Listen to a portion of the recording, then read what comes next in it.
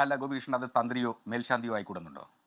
മറ്റൊരാളെ ഒരു കമ്മ്യൂണിസ്റ്റുകാരൻ ദൈവതുല്യനെന്ന് മറ്റൊരാളെ വിശേഷിപ്പിക്കേണ്ട സാഹചര്യം ഉണ്ടെന്ന് ഞാൻ കരുതുന്നില്ല. അപ്പോൾ അതാരുമാകാം. അത് വഴിയേ അറിഞ്ഞോളൂ.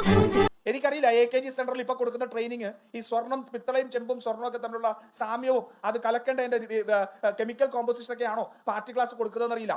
പത്മകുമാർ വളരെ കൃത്യമായിട്ട് പിത്തള മാറ്റിയിട്ട് ചെമ്പെന്ന് എഴുതി വെക്കുകയാണ്. സത്യമാണെങ്കിലും എനിക്ക് അംഗീകരിച്ചു കൊടുക്കാൻ പറ്റുമോ? എൻ വാസു സാർ ഒരിക്കലും അങ്ങനെ ചെയ്യില്ല എന്ന് പറഞ്ഞ ഒരാളും കൂടിയായിരുന്നു ഹസ്കർ.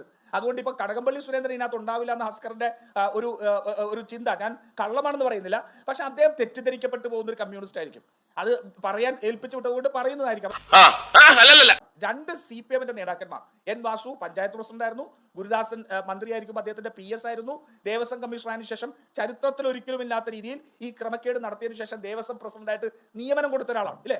അപ്പോൾ അത്രമാത്രം വലിയ സംരക്ഷണം എൻ വാസുവിന് ഉൾപ്പെടെ കൊടുത്തിട്ടുണ്ടെങ്കിൽ അതിനകത്ത് യാതൊരു സംശയവും വേണ്ട, ദൈവം AKG സെന്ററിലേക്കായിരിക്കും. ഹസ്കർ നിരീക്ഷിക്കുമ്പോൾ ഒന്നുകൂടി വിശാലമാക്കണം നിരീക്ഷണം. ഈ അരി കൊടുക്കുന്ന ദൈവത്തെ സംബന്ധിച്ച് എഴുതി വെച്ചത് ഓർമ്മയില്ലേ?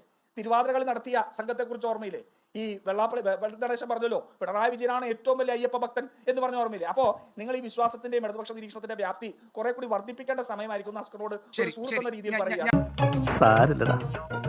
നീ എവിടെ പരിപാടി അവതരിപ്പിച്ചാലും ഇത് തന്നെയാണല്ലോ നിന്റെ വിധി.